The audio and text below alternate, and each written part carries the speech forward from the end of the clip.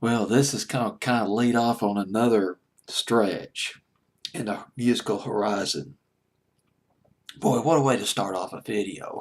What the hell are you talking about, Mr. DJ? Well, well, let's get to this record. Off my fantasy playlist, April 23rd, 1990, at number 34, up 8 from 42. Soul to Soul with Get Alive, a huge hit in England, but not so much here in the States. But on my top 40 on my fantasy playlist, Soul to Soul, combining a little bit of house music, R&B, hip hop, and well, let's a seven start out 6 or 7 person group, including Jazzy B and Karen Wheeler. And first single release was Foreplay. This is in England now, not here in the States, but in England. Foreplay went to number 63 in England, featuring vocalist Rose Vendros, and they used another vocalist for their next single called Feel Free. That went to number 64 in England, generated, well, very little buzz in Britain initially. But then they came out with Keep On Moving, and that blew the can wide open. Blew it wide open for Soul to Soul. Karen Wheeler was on vocals on that record. So 1 million copies in the States. Was a huge hit in England. I don't know if it went to number 1 in England, but it was huge in England, did very well here in the States. And the album Club Classics, Volume 1, went to number 1 on the British album charts. Sold 4 million, officially sold 4 million copies around the world. And Soul to Soul even got a Grammy in 1990. And then Back to Life, just the way Karen Wheeler opens up in that record. Back to life, back to reality. That's your hook right there. Boy, it soared to number 1 in England. Went to number 3, something like number 3 here in the States. Late 1989, 2 members left Soul to Soul, including Rose Wendros and well, Jazzy B. Now, Jazzy B, he had a record of his own. I don't know if you remember it, called Jazzy's Groove. I think I slung that on a fancy playlist. I know I remember slinging that on a fancy playlist in 1989, 1990. This guy's a cool rapper. He's a good rapper. Maybe a little bit underrated. Jazzy B. Well, Jazzy B, he roped in his cousin as lead singer. Her name was Marsha Lewis, and she sings lead on this record, Get Alive, which went to number 1 in England. Number 3 in the UK. Get Alive. Nice. Got a good beat to it.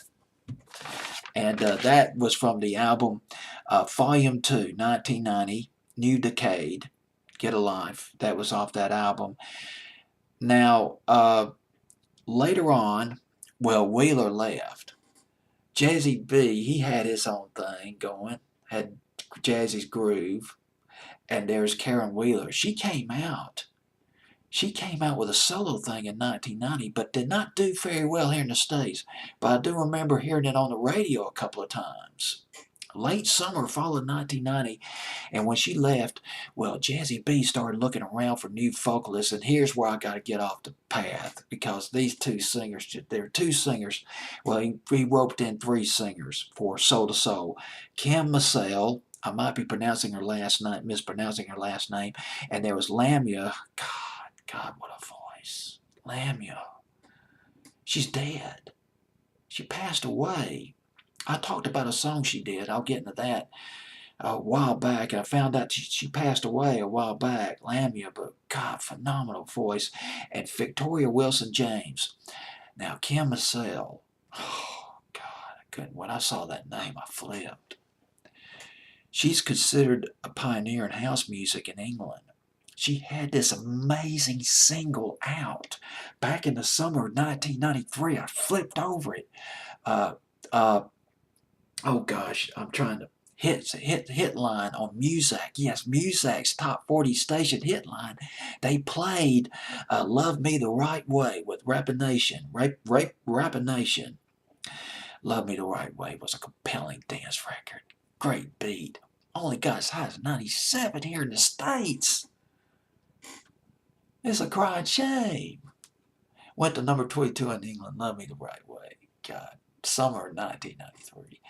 And the other woman, well, another woman that Jazzy B roped in was, of course, Lamia.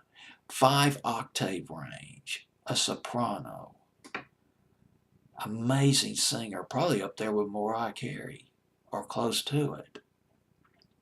And she had this amazing record.